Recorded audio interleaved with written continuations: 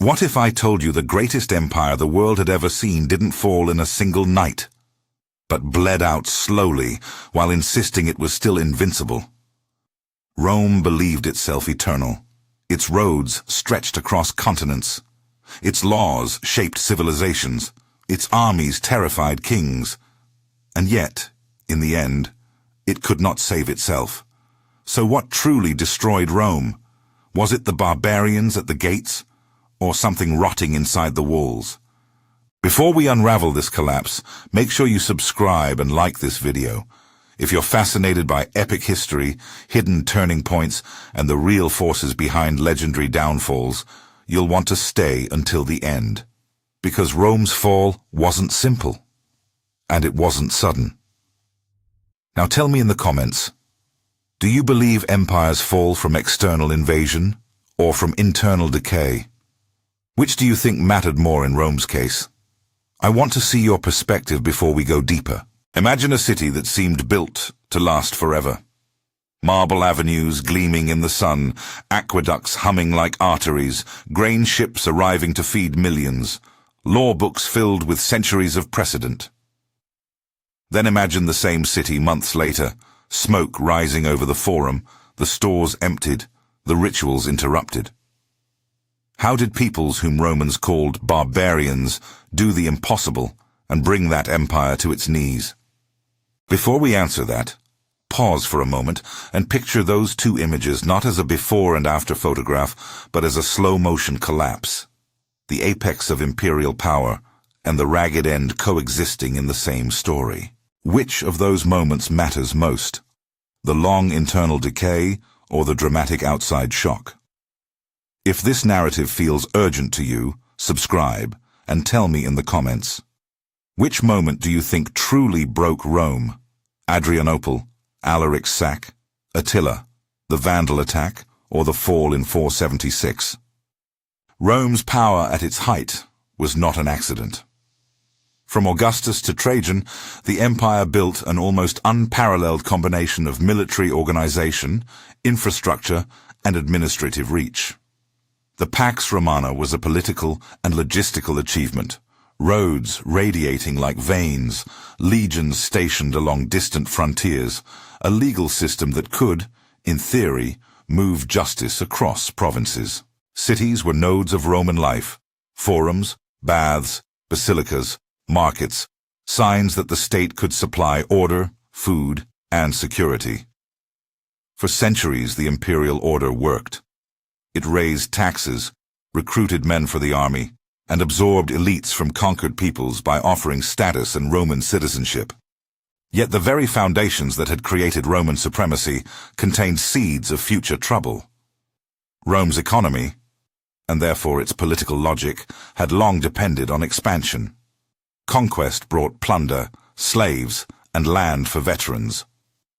When the borders stopped moving, that engine began to sputter.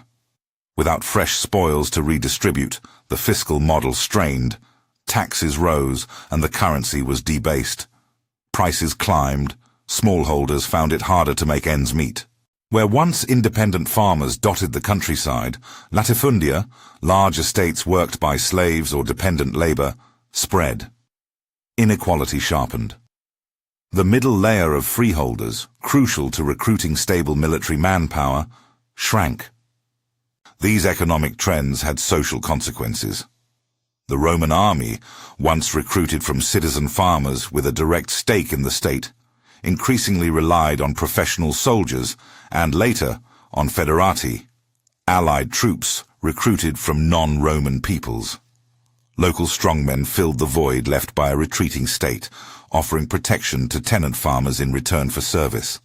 Over generations, bonds that resembled what later ages would call feudal ties formed, dependence on a local lord rather than loyalty to a distant central government. And then there was politics. The 3rd century was a turning point.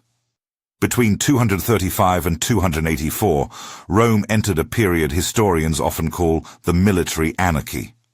Emperors were frequently made and unmade by the sword. Legions proclaimed one commander and then another. Rival claimants marched for the purple. Civil war consumed resources and attention. Frontiers suffered as armies shifted inward to decide who should rule, and imperial authority splintered. Stability returned only when a new set of institutional responses appeared.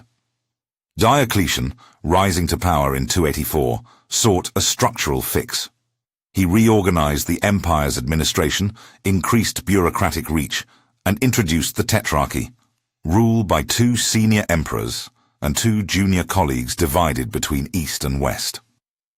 These reforms brought stability and reasserted imperial control, but they also formalized a division that would become meaningful over time. The East, more populous and economically robust, developed resilience the West lacked. Constantinople became a new center of power. The imperial apparatus shifted from an essentially personal monarchy toward an elaborate bureaucracy increasingly centered in the East. So by the late 4th century, the empire was a patchwork. Long-standing Roman institutions, an embattled and monetarily strained West, a stronger East centered on Constantinople, and populations on the borders increasingly mixed. Romans living beside Gothic, Vandal, Frankish, and other communities. Into this complex web stepped the peoples Romans labeled Barbarians. That label is misleading. It flattens vast differences. The Visigoths were not the Vandals. The Huns were not a single polity with the same aims. Some groups were migrating families seeking land and safety. Others were warrior bands looking for opportunity. Some came as allies, others as invaders. But all of them shared in a changing Europe, where the pressure of movement, competition, and climate could tip a local crisis into an imperial one. One of the most consequential pressures came from the Huns. In the late 4th and early 5th centuries, a nomadic confederation from the Eurasian steppe moved west, and their presence rippled across the continent. Goths and other peoples fled ahead of the Hunnic advance. Some sought refuge inside Roman borders. This is not a simple story of people attacking Rome. Many of those who entered imperial territory did so seeking asylum and were settled as federati, allies bound by treaties to provide troops in exchange for land.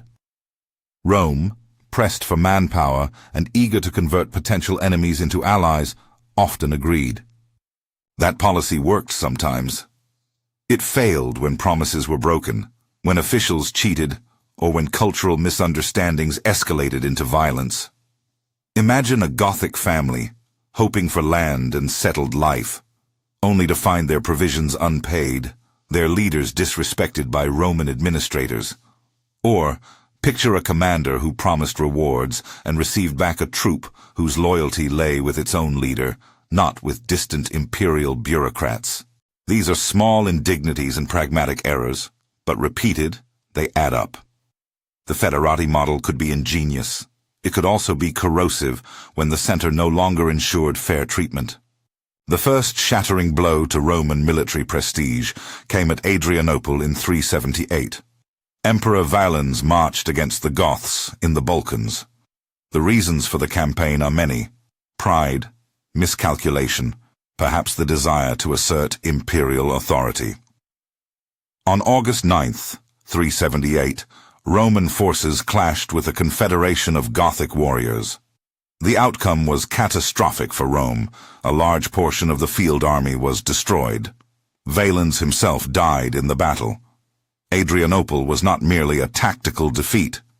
It exposed the vulnerability of the Roman field army and symbolically ended the idea that Rome's legions were invincible. The image of soldiers cut down by cavalry and irregular forces shocked contemporaries. From then on, Rome was no longer the unassailable military force it had been. But defeat in the field did not automatically mean the collapse of the empire. The political system could still respond. The Eastern court in Constantinople absorbed the shock and managed to restore order. Yet Adrianople did something more dangerous than kill legions. It created a precedent. If Goths could defeat Roman armies in pitched battle, they could negotiate from strength. Leaders like Alaric, a Goth raised in Roman service, came to understand how to exploit Roman weakness. He was not a simple marauder. He had served Rome, knew its politics, and sought recognition and status for his people. Repeatedly, he offered to settle his followers within the empire under terms he judged fair. Repeatedly, those offers were mishandled. By 410, Alaric led his men into Italy and reached Rome itself. The city had not fallen to a foreign army in nearly 8 centuries. The sack of 410 was not an apocalyptic annihilation. Some churches and buildings were spared, lives were spared, and the event was constrained by the norms of warfare at the time. But symbolically, it was devastating. The eternal city had been breached. The psychological shock was immense across the Mediterranean world. For many contemporaries, including Christian writers such as St. Jerome, it felt like a world turned upside down. Yet the sack also underlines a theme we must never forget. Many of those who breached the walls had once been part of Rome's own military apparatus or were veterans of service under Roman commanders. Alaric and his followers had been bound up in the imperial system. Their revolt was as much about perceived betrayal as it was about conquest. If Alaric exposed the fragility of Rome's symbolic core, the Hunnic campaigns under Attila showed the scale of continental upheaval. Attila's rise in the 430s and early 440s created a threat unlike many before. He did not simply target a single province. His incursions were a continental pressure that bled into Gaul and Italy. In 451, a coalition under the Roman general Flavius Aetius, including Visigothic allies under Theodoric I, met Attila at the Catalonian plains near the Marne. The battle, sometimes called the Battle of the Catalonian Fields, was chaotic and indecisive. Both sides suffered heavily. Attila withdrew, but the clash demonstrated that the Roman military machine could still gather allies and check major threats. 2 years later, Attila crossed into Italy, advanced toward Rome, and then retreated after negotiations, and some sources claim an intervention by Pope Leo the Firm. The details of that meeting are debated. Some accounts stress Rome's spiritual authority, others point to political bargaining. Scholars still disagree about how decisive that papal visit was, or what promises or payments were made. What remains clear is that Attila's campaigns reshaped the map of fear and alliance. They forced Romans, Goths, and others to contend with a common and terrifying foe. The Mediterranean, however, had another weakness that Attila's continental campaigns did not touch: the sea. Rome's wealth depended on maritime networks. When Genseric, king of the Vandals, established his kingdom in North Africa after crossing from Spain in the 420s, he gained control of the grain fleets and naval routes that fed Italy. In 455, Vandals sailed into the Tyrrhenian Sea and sacked Rome by sea. Contemporary sources lamented the loss of treasures and the humiliation. Again, the sack was not a blind massacre of a city, but it was a clear demonstration of Rome's vulnerability. The Vandals now had ships to strike southern Italy and could threaten the corridors that had once guaranteed Rome's supplies. And throughout these events, the political fabric of the Western Empire continued to fray. Emperors in the West were often child emperors or puppet rulers, propped up by powerful generals and barbarian kings. Figures such as Flavius Aetius tried to hold together a fragile system. He fought alongside federated allies at Catalonian plains and later murdered by a political rival.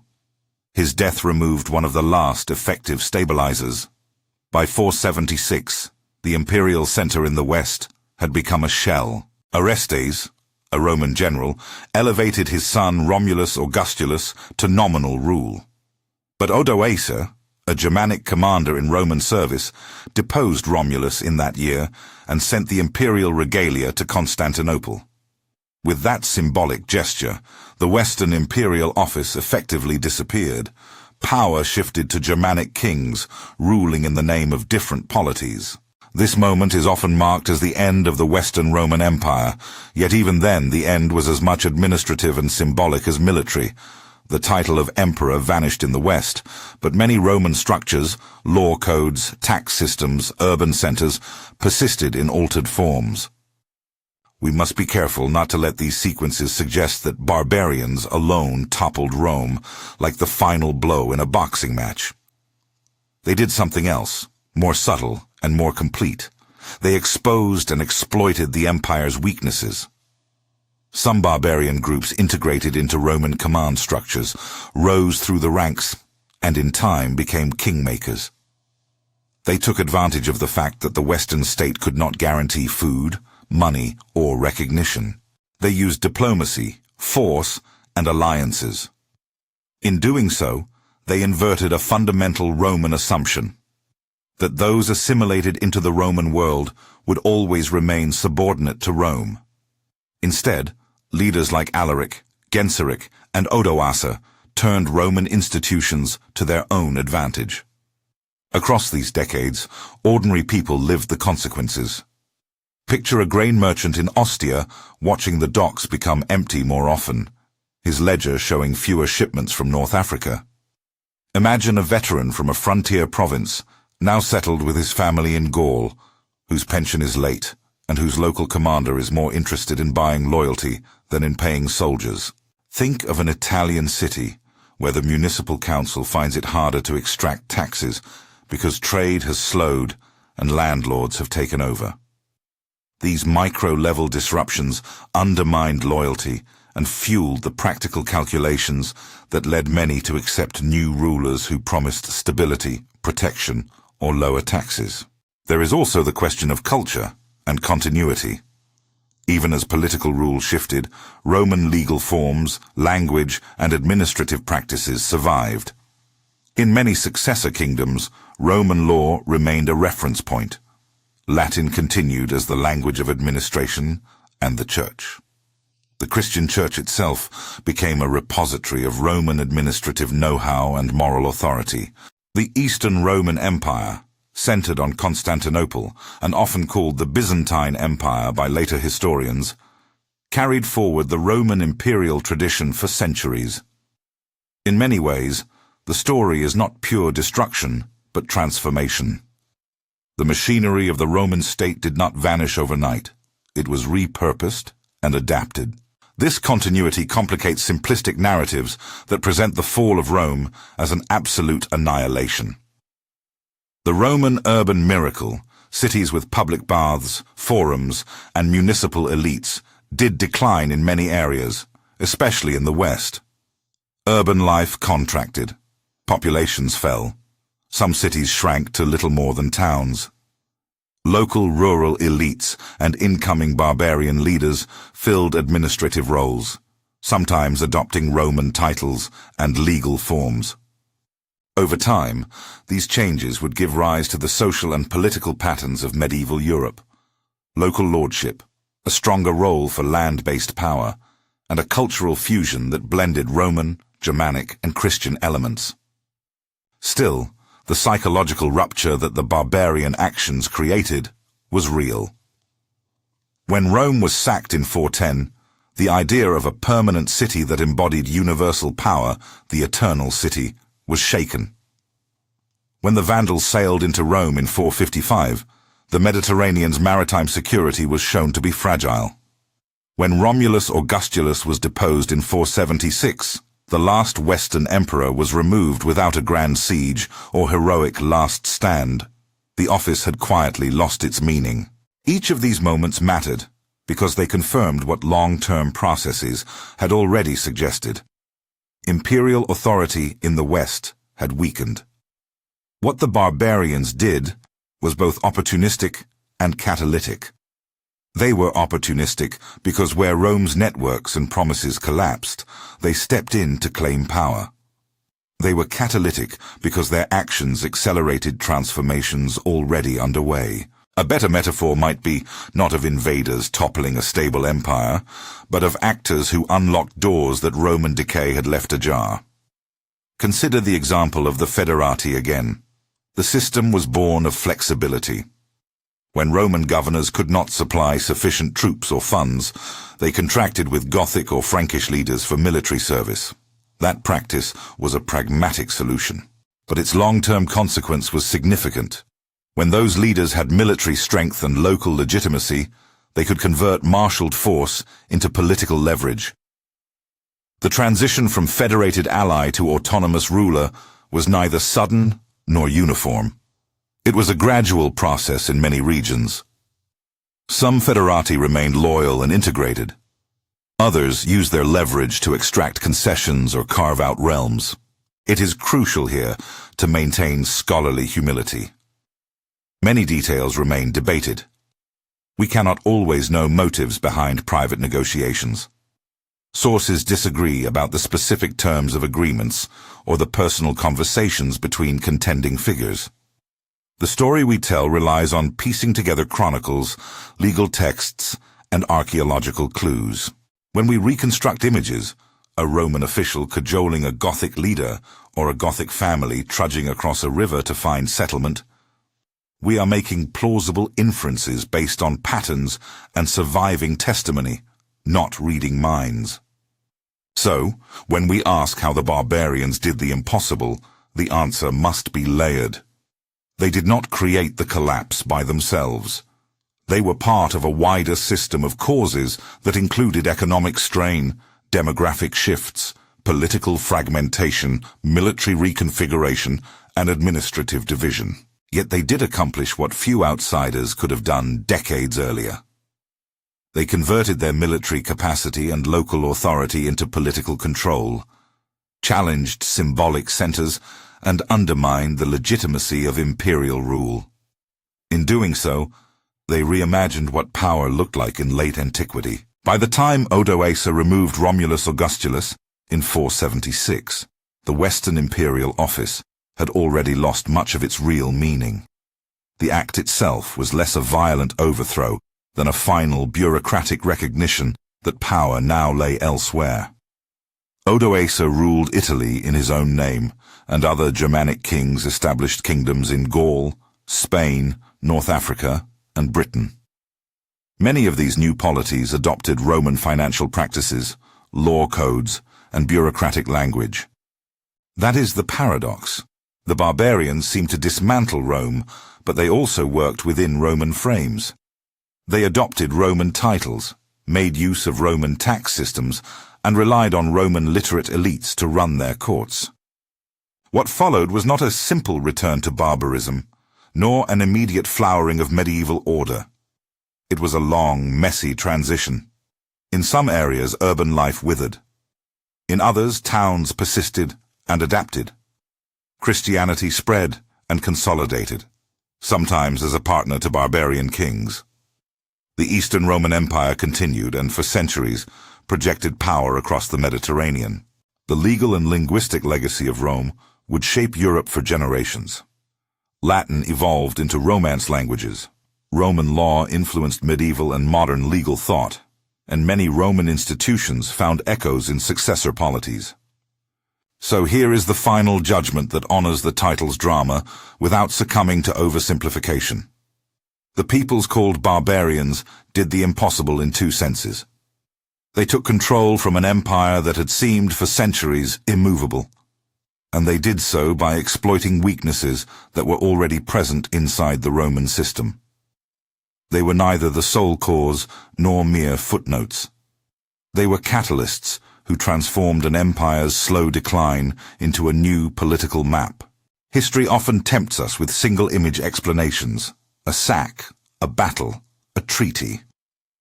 But the fall of the Western Roman Empire is better understood as a choreography of failures and opportunities.